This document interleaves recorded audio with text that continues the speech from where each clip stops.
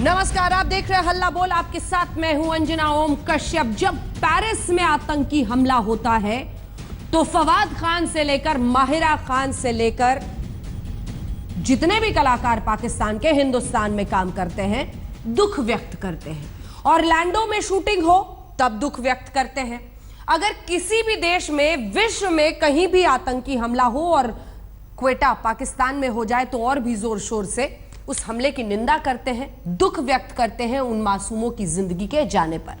लेकिन जब हिंदुस्तान में काम करने वाले पाकिस्तान से आए यही कलाकार हिंदुस्तान की सरहद में रहकर, हिंदुस्तान में शोहरत पाकर, हिंदुस्तान में हुए आतंकी हमले पर चुप रह जाते हैं तो परेशानी होती है। आज बहस होगी दूसरी तरफ उस सोच पर भी, क्योंकि अब हिंदुस्तान में भी कलाकारों को मुल्कों के दायरे में बांधने की कोशिश हो रही है। दोनों पक्षों को हम सामने रखेंगे। कैसे, क्या कलाकार डरते हैं पाकिस्तान से इसीलिए इंडिया में हुए आतंकी हमले पर ट्वीट करने से भागते हैं? दूसरी तरफ जो लोग ये कहते हैं कि कलाकार हैं, पाकिस्तान के हैं, 48 घंटे के अंदर बाहर जाओ नहीं तो हमला कर देंगे, फिल्म रोक देंगे, फिल्म चलने नहीं देंगे, तुम ये तुम वो, उन पर भी सवाल साधेंगे। जम्मू कश्मीर के उरी में हुए आतंकी हमले पर राज ठाकरे की एमएनएस ने पाकिस्तानी कलाकारों को हिंदुस्तान से बाहर भेजने की मांग अब शुरू कर दी है। इस सवाल पर बॉलीवुड में हालांकि बहुत मतभेद सामने आ रहे हैं। कई बड़े सितारे हैं जिनकी फिल्म भी शायद लटकी हुई है, जिस पर तलवार की धार लटकी हुई है, वो ये कह रहे हैं कि सद्बुद्धि लाओ। पहले ये रिपोर्ट, फिर चर्चा की शुरुआत। पूरे विवाद से शायद आप वाकिफ हो। आपकी जानकारी के लिए बता दें कि उरी में आतंकी हमले के बाद से ही देशभक्ति के लाइसेंसधारी दलों ने पाकिस्तानी कलाकारों की मुल्क वापसी का अभियान छेड़ रखा है। इस बार पाकिस्तानियों को हिंदुस्तान से हड़काकर भगाने का जिम्मा राज ठाकरे की पार्टी महाराष्ट्र नवनिर्माण सेना ने थामा है। करण जौहर के घर के बाहर राज ठाकरे की हंगामा इकाई ने आज फिर बवाल काटने की नाकाम कोशिश की, क्योंकि उनकी नई फिल्म में फवाद खान भी है। आज मनसे पार्टी वर्कर्स ने यहाँ सुप्रीम चैम्बर्स के सामने एजिटेशन किया है कि पाकिस्तान के कलाकारों को काम न दे, ऐसी उनकी मांगे थी। इसलिए उन्होंने निदर्शन की तो उन सबको हमने ताबे में ले लिया और कानूनी कार्रवाई कर दी है। एमएनएस एक बार फिर फरमानी मुद्रा में है, लेकिन मुद्दा ये है कि क्या सांस्कृतिक रिश्ते से आतंकवाद को जोड़ना सही है? क्या पाकिस्तान की हुकूमत और वहाँ की सेना की साजिश से कलाकारों का कोई नाता जुड़ता है? कलाकारों की बिरादरी को खामखा कूटनीतिक दांवपेच का मोहरा बनाना सही होगा?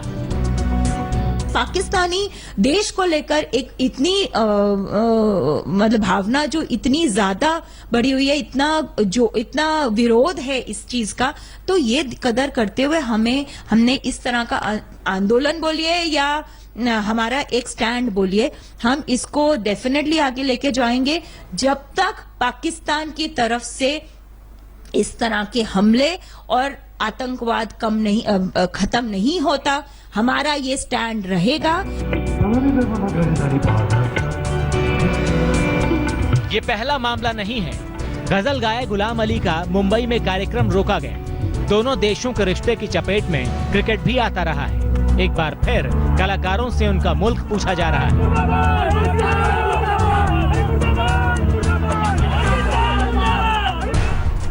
पाकिस्तान की मंशा कभी पाक साफ नहीं रही। भारत में आतंक का वो प्रमोटर रहा है। उसकी बदनीयती पर कभी कोई शुबहा नहीं रहा। लेकिन क्या फिल्में, सीरियल या सांस्कृतिक कार्यक्रम उस जहर का असर कम नहीं करते जो कूटनीति के नाम पर फैलाया जाता है? इस सवाल पर भी बहस की जरूरत है। मंगलवार को एमएनएस कार्यकर्ताओं ने करण जौहर की ऑफिस धर्मा प्रोडक्शन के बाहर बड़ा हंगामा किया।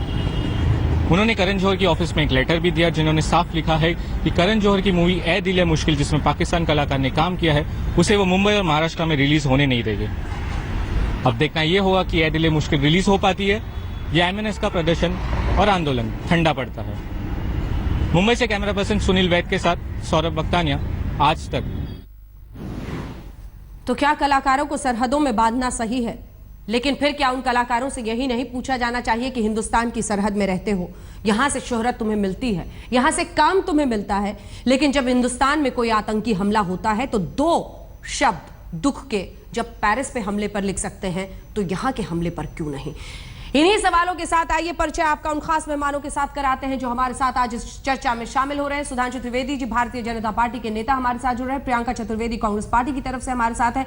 RSN सिंह साहब खास मेहमान, बड़े दिनों बाद हल्ला बोल में शामिल हो रहे हैं हमारे साथ। स्ट्रेटेजिक अफेयर्स एक्सपर्ट हैं और बेबाकी से अपनी राय हर मुद्दे पर रखते हैं। मेहर तरार जी वरिष्ठ पत्रकार, सीधे पाकिस्तान से हमारे साथ जुड़ रही हैं इस मुद्दे पर। और आमिया खोपकर जो कि MNS के नेता हैं वो हमारे साथ जुड़ रहे हैं। सबसे पहले मेहर तरार जी मैं आपके पास आना चाहती हूँ और ये सवाल पूछना चाहती हूँ कि फवाद अली, माहिरा जी, अली जफर, ये फवाद खान, सभी लोग पेरिस पर ट्वीट करते हैं, ऑरलैंडो की शूटिंग पर ट्वीट करते हैं, पर जब हमारे सैनिक मारे जाते हैं आतंकी हमले में तब इनका दुख क्यों नहीं झलकता?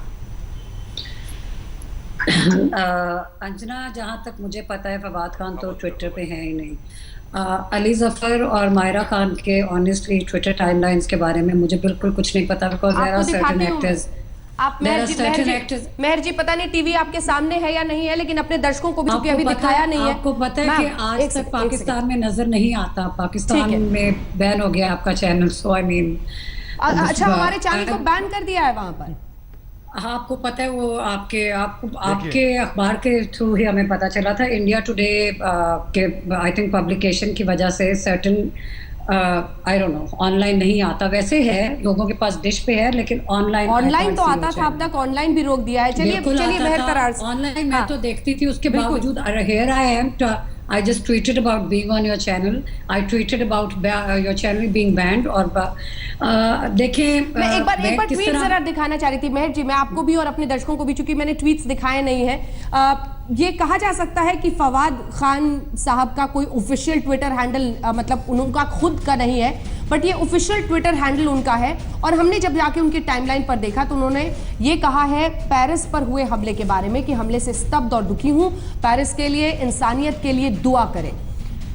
और ट्वीट्स दिखा देते हैं, पहले तमाम इन सितारों के ट्वीट्स दिखा देते हैं। माहिरा का ये ट्वीट देखिए, माहिरा का तो ऑथेंटिक उनका खुद का ट्विटर द्वारा वेरीफाइड ये ट्विटर हैंडल है। उस पर क्वेटा पर एक खूबसूरत शहर जिसके दिल में उदासी है, हमने तुम्हें नीचा दिखाया। अगला ट्वीट इन्हीं का, माहिरा का अगला ट्वीट है, ये उनके वेरीफाइड हैंडल से है। नफरत भरी ऐसी हरकतों को बयां करने के शब्द नहीं बचे हैं। ये उन्होंने इस्तांबुल में जो अटैक हुआ था उस पर लिखा था। इसके बाद एक और दिखाते हैं आपको, जो उन्होंने अमेरिका में ऑरलैंडो में जब शूटिंग हुई थी तो नाइट क्लब में मारे गए लोगों के लिए दुआ करें। बड़ा दुखद लिखा था इन्होंने कि बड़ा दुखद ये घटना है। अब आपको अली जफर के ट्वीट्स दिखाते हैं, ये भी उनका वेरीफाइड ट्विटर हैंडल है। दुखद, बहुत दुखद, क्वेटा के लिए लिखा था।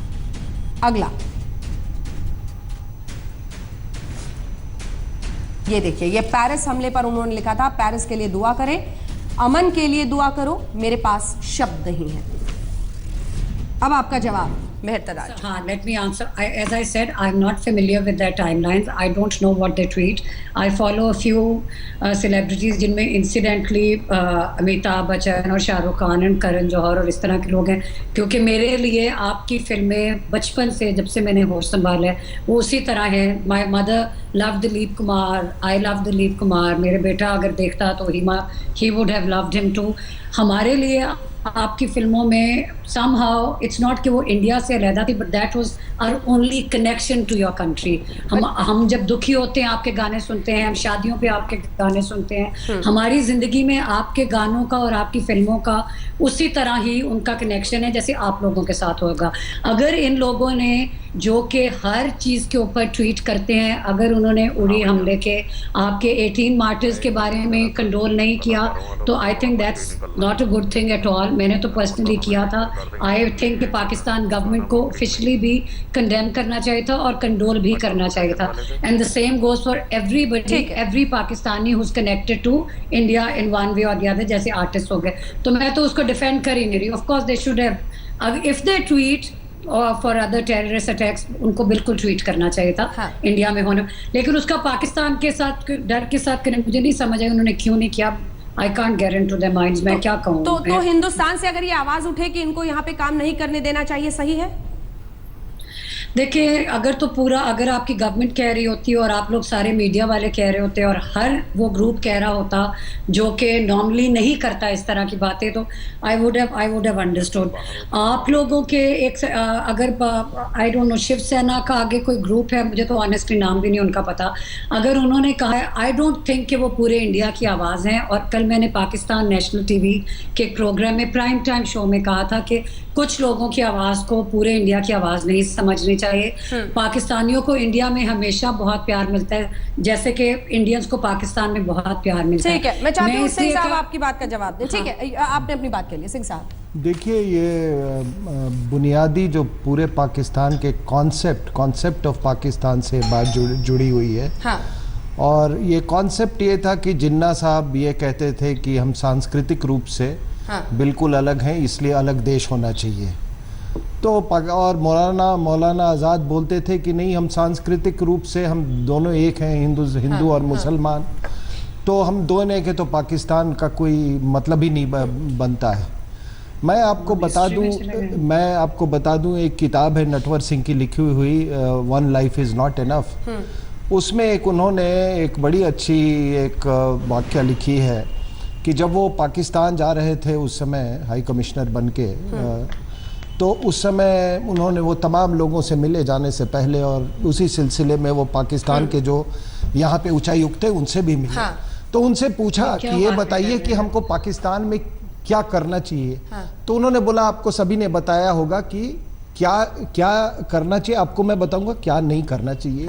तो उन्होंने कहा कि कभी ये मत बोलना कि हम दोनों एक लोग हैं। तो मेरा क्या कहना है कि ये देखो, ये अपना वजूद, ये इनके आर्टिस्ट यहाँ इसलिए आते हैं क्योंकि उनको लगता है कि ये पाकिस्तान के वजूद को खतरे में डाल रहे हैं। They are challenging the very, इसीलिए उनका वहाँ कोई उनका सुनने वाला बहुत कम है इन लोगों को, क्योंकि इन्होंने अपने पूर्वजों को एब्डिकेट कर दिया। इन्होंने अपनी जो मौसीकी है वो ये मानने को तैयार नहीं है कि हम ये हिंदुस्तान से इसका जन्म हुआ है। इसलिए मेरा कहना है, मेरा सोल्यूशन है कि अगर उनको यहाँ पर काम करने का शौक है तो वो अदनान सामी की तरह वो असाइलम के लिए अप्लाई करें। हो सकता है कि भारत उसको कंसीडर करे। आज पाकिस्तान में एक भी सारंगी प्लेयर नहीं बच गया है, मैं आपको बता दूं, पूरे पाकिस्तान में। ये आप किस तरह की बातें कर रहे हैं अबाउट अ कंट्री? तो मैं कह रहा हूँ कि अगर आप कहते हो कि हम बिल्कुल अलग हैं, हमारा कल्चर अलग है, इसलिए हमने नया नेशन स्टेट बनाया है, तो आपको मुबारक हो नेशन स्टेट। जो लोग इस मिट्टी से खुशबू अभी भी उनके जहन में है और अपने पूर्वजों के लिए इज्जत है, वो असाइलम के लिए अप्लाई करें। और मैं भारत सरकार से गुजारिश करूंगा कि वो इसका फेवरेबल ये करें। ये इस तरह की सोच रखने वाले लोग, सीरियसली आई एम शॉक्ड। मैं इनकी बातें सुन के मैं हैरान हो रही हूँ। ये then he blames Jinnah, then he's going to blame any Pakistani leader. Madam, तो फिर आप ये बताओ, एक कारण बताओ, आप अलग देश क्यों बने? मैडम, आप बताओ एक अलग देश क्यों बने? मैडम, ये जो आपके अंदर नफरत है आज के दिन, नहीं, कोई नफरत नहीं है, हमें तो दुख है। हमें तो इस बात का दुख है कि आप अपने पूर्वजों को भूल गए, आप अपनी मिट्टी को भूल गए। मैडम, हम भगत सिंह को अपना हीरो समझते हैं। मैडम, आप हमारे से नफरत करते हैं, नजर आ रहा है मुझे। देश क्यों बनाया? I can't even see your face। अगर गजल यहाँ गाते हैं वहाँ भी गाते हैं, भजन यहाँ गाते हैं वहाँ भी गाते हैं, तो अलग देश क्यों बनाया आपने? Why do you want to get into this? और उर्दू आपकी भाषा कब से होगी मैडम? तो फिर हम दो देश क्यों हुए? तो अगर दो देश हैं और आप अपने आर्टिस्ट को अगर उनको तवज्जो और इज्जत नहीं दे रहे हैं, तो वो यहाँ असाइलम के लिए अप्लाई करें। अदनान सामी ने किया, उनको मिल गया। जिनको आप काऊ मीट के लिए इंडिया में मार रहे हैं, आप उनको पाकिस्तान में भेज दें। जिन दलित्स को आप मार रहे हैं, उनको आप पाकिस्तान में भेज दें। या किस तरह की बातें कर रहे हैं? हम यहाँ पे रैशनल कॉन्वर्सेशन सुधांशु जी, मुझे लगता है आपको आना चाहिए। हिस्ट्री का लेसन नहीं चाहिए, हिस्ट्री का लेसन चाहिए। सुधांशु जी, मैडम, जिसने क्या किया, मैं हिस्ट्री में नहीं जाना चाहती। यहाँ दलित और अहमदिया की बात नहीं है। हमने हिंदुस्तान में किसी को आज आप पाकिस्तान में क्या इस बात से आप इतराज करेंगे? सुधांशु जी बोलिए। मैं तो तारीफ देखिए, कर रही हूँ आप लोगों की, दुनिया अपने आप नेशनल टीवी पे कल किया आप लोग, वो भी आज। अरे मैडम, मैं एक सवाल पूछा कि ये बताओ कि आप अलग देश क्यों बने? आप बता ही नहीं रहे वो बात को कि अगर सब हम एक दूसरे थे, एक जैसे थे, सब कुछ एक था, तो अलग देश क्यों बने? हमारे पूर्वज एक थे। अब आपने जर्मनी ने हमला क्यों किया दुनिया के ऊपर? जापान ने नागासाकी के ऊपर बॉम्ब, जापान पे अमेरिका ने बॉम्ब क्यों फेंका? रेड इंडियंस को मारा। अमेरिका में स्लेवरी क्यों होती थी? इराक पे हमला क्यों किया अमेरिका ने? अफगानिस्तान में सोवियत यूनियन, क्या बातें कर रहे हैं त्रिवेदी जी? जल्दी से हम कह रहे हैं। देखिए, आरएसएन सिंह साहब ने जो कहा उसको मैं थोड़ा और क्लैरिफाई करना चाहूंगा। देखिए, हम सब लोग समझदार लोग हैं, सबको पता है कि कला संस्कृति कहीं ना कहीं इतिहास से निकलती है। समस्या क्या हुआ है कि पाकिस्तान बनने के बाद कुछ इस प्रकार की ताकतें 70 और 80 के दशक में पाकिस्तान में हावी हुई, जिन्होंने कि पूरी तरीके से इतिहास और संस्कृति को नकारने का काम किया। शायद पाकिस्तान दुनिया का इकलौता देश होगा जहां एंशिएंट हिस्ट्री पढ़ाई नहीं जाती है, क्योंकि उनके पास एंशिएंट हिस्ट्री में बोलने के लिए काफी कुछ चीजें हैं ही नहीं। अब जैसे मैं एक उदाहरण देता हूं, जब देश का विभाजन हुआ तो कई बड़े अच्छे कलाकार पाकिस्तान चले गए, जैसे कि नूरजहां थी, जिनको पहले बुलबुले हिंद कहा जाता था, फिर वो वहां गई, मलिकाए तरन्नुम कही जाने लगी। अल्लामा इकबाल, जिनका लिखा सारे जहां से अच्छा हिंदुस्तान हमारा हम कहते हैं, वो भी वहां चले गए। बड़े गुलाम अली, वो जी 1939 में ही डाइड। हाँ, तो वो मैं ये कह रहा हूं कि बड़े गुलाम अली भी गए।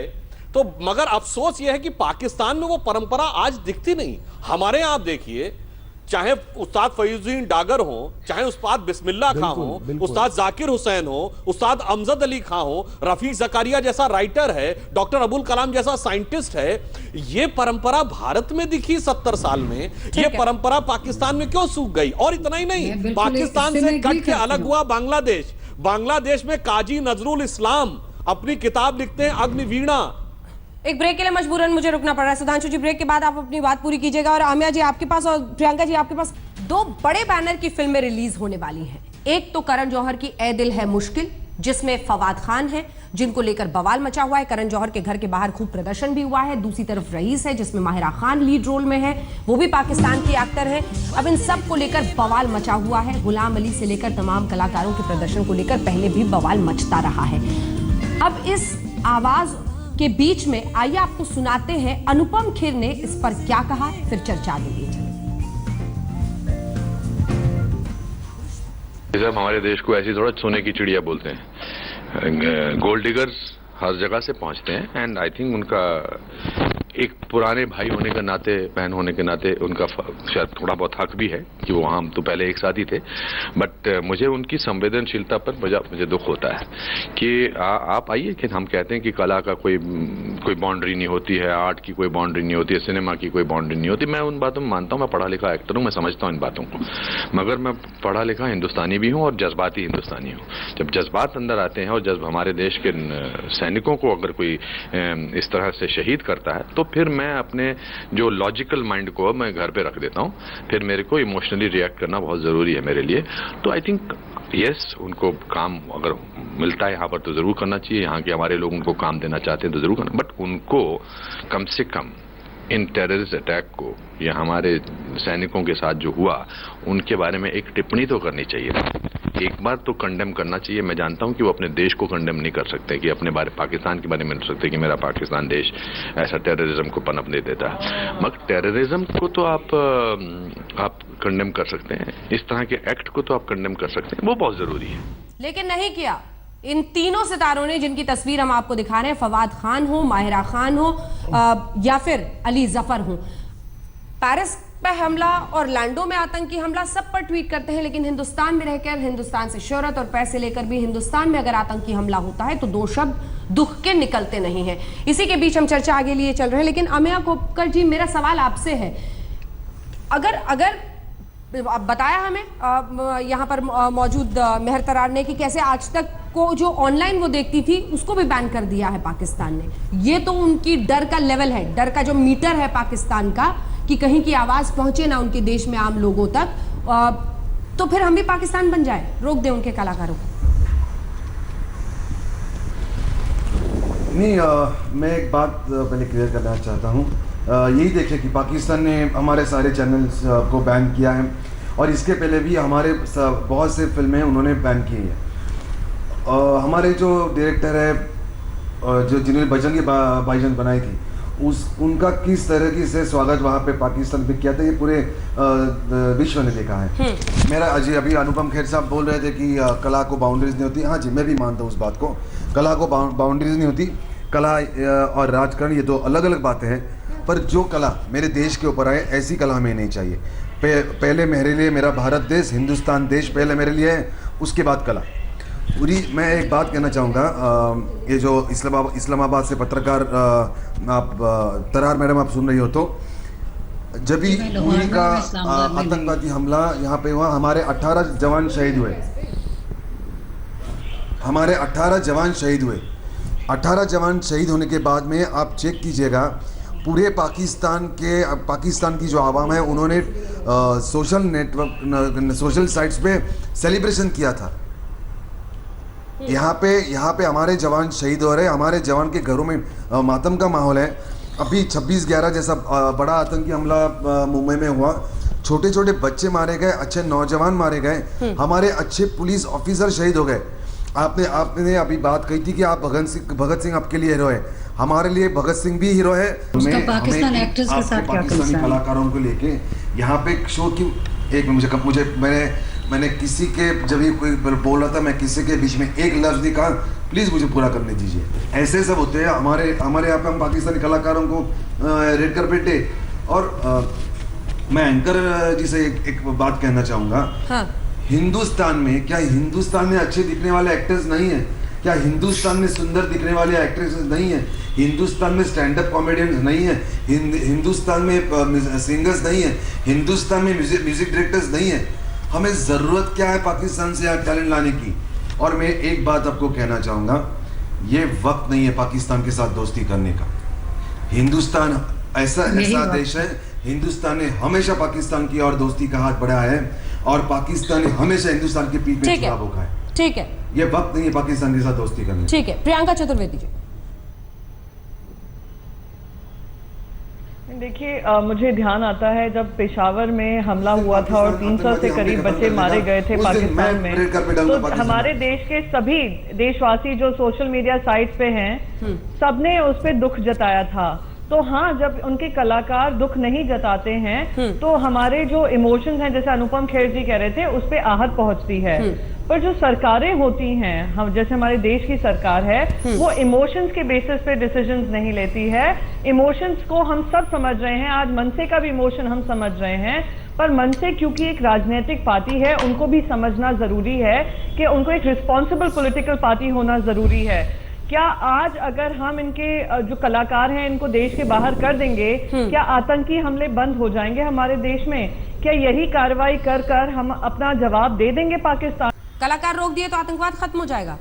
प्रियंका जी, मैं आपको एक बात कहना चाहूँगा। ठीक है प्रियंका जी, मैं आपको एक बात कहना चाहूँगा। आज देश में हमारे ऐसा माहौल है, ठीक है, हमारी जो आपस की राजनीति है वो अलग लेवल पे है। जब हमारे देश के ऊपर कोई बात आती है ना, तब आप मेरे देश के नागरिक हो, मैं प्रियंका चतुर्वेदी के साथ में हूँ, ये जो बीजेपी के प्रवक्ता बैठे हैं, मैं उनके साथ में हूँ, त्रिवेदी साहब के साथ में हूँ, सिंह साहब के साथ में हूँ। सारे कोई चीजें इलेक्शंस के अलावा राजनीति के ऊपर सोचने की जरूरत है। आज हमारे देश में हमें आज आप आज बीजेपी के ऊपर टीका टिप्पणी मत कीजिए। क्या करना चाहिए मोदी जी को? फिर ठीक है, एक सेकंड आम्या जी, फिर आपके हिसाब से क्या करना चाहिए सरकार को? ठीक है, क्या कर देना चाहिए? आज अगर मोदी जी एक मिनट बैन करो पाकिस्तान को बैन करो। इंडिया के सारे लोगों को मैं सुधांशु जी जवाब दीजिए। चाहता हूँ चाइना के सारे प्रोडक्ट्स बैन करो। ठीक है, सुधांशु जी जवाब दीजिए। देखिए, यहाँ पे मैं ये कहना चाहूंगा, अभी जो हमारे आपस में झगड़े करने का टाइम नहीं है। देखिए, अभी हमारे तमाम साथियों ने जो बात कही उसमें थोड़ा सा मैं थोड़ा उसकी गहराई में जाना चाहूंगा। ये जो बात कहा जा रही है ना कि कला की कोई बाउंड्री नहीं होती, मैं भी मानता हूं कला की नहीं होती, परंतु क्या ये जो कुछ वहां से कलाकार आ रहे हैं, ये केवल कला है क्या, या ये बाकायदा प्रोफेशनल प्रॉफिटेबल बिजनेस है? पैसा भी ले रहे हैं ना। तो इसका मतलब ये सिर्फ कला नहीं है, इसके साथ बिजनेस भी इन्वॉल्व है। तो क्या इस समय हमारी मना स्थिति ऐसी होनी चाहिए कि हम मनोरंजन करें और मनोरंजन के बदले में पैसा दें? तो यहां पर इसको सिर्फ कला के नजरिए से देखना बहुत युक्ति संगत नहीं लगता है। जैसे हमारे एक स्टैंड अप कॉमेडियन थे राजू श्रीवास्तव, जिनको वहां मौका मिला तो उन्होंने कहा भाई मेरा मन नहीं करता कि मैं जाके वहां पर कॉमेडी करके एंटरटेन कर पाऊं। तो उसी प्रकार एंटरटेनमेंट रिसीव करने के बाद दूसरा एक और बात कहना चाहूंगा, भाई पाकिस्तान के लोग तो कहते हैं वो इस्लामिक मुल्क है। एक मिनट, एक बात जो मैं कहना चाहूंगा, बात पूरी होने दीजिए। अरे पूरा होने दीजिए। मैं, अरे प्रियंका जी आपसे नहीं, पहले मैं एक और बात कहना चाह रहा हूं। पाकिस्तान तो कहता मैं इस्लामिक मुल्क हूं, वो तो कहता हम शरीयत से चलते हैं। तो भाई इस्लाम में तो मौसीकी कुफ्र है, नाचना गाना हराम है। आपको तो बिल्कुल नृत्य संगीत करना ही नहीं चाहिए। कला की बाउंड्री तो छोड़िए, कला तो समाप्त होनी चाहिए। हकीकत क्या है कि पाकिस्तान अपनी आइडेंटिटी और इस्लामिक आइडेंटिटी के बीच में फंसा हुआ है, और इसी वजह से ना वो बंगाली आइडेंटिटी साथ रख पाया, ना बलूच आइडेंटिटी साथ रख पाया, ना पख्तून आइडेंटिटी साथ रख पाया, ना कश्मीरी आइडेंटिटी साथ रख पाया, और ना मुहाजिर आइडेंटिटी साथ रख पाया। इस पर रिस्पॉन्ड कीजिए। मेहर जी रिस्पॉन्ड कैसे मैं तो सीरियसली बहुत हैरान हूँ, क्योंकि कल इसी तरह की कॉन्वर्सेशन पाकिस्तान चैनल पे हुई है। आई wanted you to show clips from that show, that thing. मेहर तरार जी, आप बहुत बड़ी फैन हो सकती हैं पाकिस्तान के उन चैनल्स की जहां पर बड़ी अच्छी लोग बहस करते हैं, लेकिन मेहर तरार जी इसकी गंभीरता को समझिए। इस वक्त भी जब हम बहस कर रहे हैं मेहर तरार जी, एक सेकंड मैम, जब हम बहस कर रहे हैं 18 घरों में बुजुर्ग हाथों ने, पाकिस्तान एक्टर्स के साथ बुजुर्ग हाथों ने अपने जवान बेटों की अर्थी ढोई है। उन बुजुर्ग हाथों ने मुखाग्नि दी है अपने जवान बेटों को। हाँ, मैंने एक्चुअली उस देश के कलाकारों को हम सिर आंखों पर बिठाते हैं उनको, लेकिन वही कलाकार 2 शब्द नहीं लिखते हैं जब हिंदुस्तान में आतंकी हमला होता है। अगर उन्होंने लिख दिया होता, ये लिंक है, ये सारा इशू ना होता। ओके, लेट्स जस्ट से कि आपका इशू उनके लिखने से, अगर उन्होंने लिख दिया होता तो then you wouldn't have been कम से कम सवाल कम उठते। पहले ये क्लियर कर दें। लगता कि आतंकवाद को वो इंसानियत का दुश्मन समझते हैं, सिर्फ किसी एक मुल्क का नहीं। सिर्फ पेरिस में गई हुई किसी की जान कीमती नहीं है, हिंदुस्तान की सरहद पर भी किसी की जान गई उतनी ही कीमती है। मेहर तरार जी, मुझे प्लीज बात करने दे। सबसे पहली बात तो ये कि मैं पाकिस्तान मैं टेलीविजन देखती नहीं हूँ। प्रियंका, मैं पाकिस्तान टेलीविजन पिछले 3 साल से देखती नहीं हूँ। आपके certain programs, incidentally India Today के 3 एंकर्स के प्रोग्राम्स देखती थी, और बरखा दात और कुछ लोगों के देखती हूँ। सो मैं ऑनलाइन ही टीवी देखती हूँ, मैं पाकिस्तान टीवी चैनल्स की फ़ैन नहीं हूँ। I am just telling you कि कल इसी टॉपिक पे बात हुई है, आई सेड टू देम कि एक ग्रुप से पूरे इंडिया को नापना, क्योंकि मेरे नज़दीक उन लोगों को, यस मैं क्लियरली कह रही हूँ, उन्हें कंडेम करना चाहिए था अगर वो बाकी टेरर अटैक्स को कंडेम करते हैं। मैं तो ये कह रही हूँ पाकिस्तान गवर्नमेंट को भी कंडेम करना चाहिए था और कंडोलेंसेस ऑफर करनी चाहिए थी अपने नेबर कंट्री को। डिस्पाइट के आपका पाकिस्तान में वो जो कह रहे हैं किसी ने खुशियां नहीं मनाई आपके सोल्जर्स के पास। जिस वक्त मैंने आपके सोल्जर्स को की कंडोलेंसेस के लिए ट्वीट किया, मुझे किसी पाकिस्तानी ने नहीं कहा कि इनके साथ बहुत अच्छा हुआ। जिस वक्त मैंने आपकी उन बूढ़ी खातून के बारे में क्या ट्वीट किया जिन्होंने अपने बेटे की डेड बॉडी उठाई थी, किसी ने पाकिस्तानी ने मुझे ये नहीं कहा कि ये आपने क्यों ट्वीट किया है, कि ये हमारे, जब मुझे यूँ लग रहा है तो मेरे अपने गाँव की हैं, वो उनकी दुख शक्ल पे दुख इस तरह का था जो मैंने बहुत दफ़ा पाकिस्तानियों की शक्लों पर देखा है। सिर्फ और सिर्फ ये होता है पाकिस्तान में थोड़ा सा रिएक्शन जो या फौरन इंस्टेंटली होता है, वो इसलिए होता है क्योंकि अभी कोई चीज़ हो रही होती है तो आप कहते हो कि ये पाकिस्तान ने किया। मैं उसमें भी नहीं जाना चाहती। ऑफ कोर्स आप जस्टिफाइड हो सर्टेन हमलों में। Pakistan has been proven, Pakistani people have been proven to be behind those attacks, और आप जस्टिफाइड हो गुस्से के लिए। आपकी फिल्मों की वजह से पाकिस्तानियों को इंडिया का पता चलता है कि इंडियंस कितने अच्छे सेंटिमेंट्स रखते हैं पाकिस्तान के बारे में। आपकी पीके, आपकी वीर ज़ारा, आपकी बात पर सब रिएक्ट करना चाह रहे हैं। 2 लाइन जल्दी से। और दूसरा आखिरी चीज, गोल्ड डिगर्स, वो गोल्ड डिगर्स नहीं है, उनको इंडिया में बुलाया गया है। They have been invited to India to work in these A-list movies और विद द आमंत्रण पर आए जल्दी से। वो गोल्ड डिगर्स नहीं है, they have been invited to work in your movies. देखिए अफसोस जाहिर चाहता हूँ, आप सुन लीजिए मेरी बात को। ये बहुत महत्वपूर्ण बात है जो मैं बोल रहा हूँ। पाकिस्तान के ये जो कलाकार यहाँ पे आते हैं, एक लाइन आमिया साहब, एक लाइन में आपको जवाब अपना खत्म करना पड़ेगा, वक्त की बहुत ज्यादा। बाहर जा, एक मिनट, यहाँ पे अगर काम करना हो तो वर्क वीजा चाहिए। टूरिस्ट वीजा के ऊपर काम करना तो दूर की बात, आप काम ढूंढ भी नहीं सकते। जितने ठीक भी है, आपने जवाब दे दिया। पाकिस्तान जल्दी से के सिंह साहब, कलाकार जल्दी से हैं, एक लाइन में वो नहीं आते, उनको मैं- खबर नहीं मिलती। आप बोले। टूरिस्ट वीजा पे आते हैं। मैं मैडम से मैं मैडम तरार से एक ही बात गुजारिश करूंगा कि आप अगर समझते हैं कि आपकी कला के हिंदुस्तान में कदरदान है तो आप इस बात को आज ऐलान कीजिए कि हिंदुस्तान आपका मदर कंट्री है। क्यों नहीं इकोनॉमिक सैंक्शन? ये सारी संगीत जो है ये साम वेद से निकली हुई है जो इसी के साथ आपकी इसी बात के साथ इस कार्यक्रम का अंत करते हैं। देखते रहिए आज तक।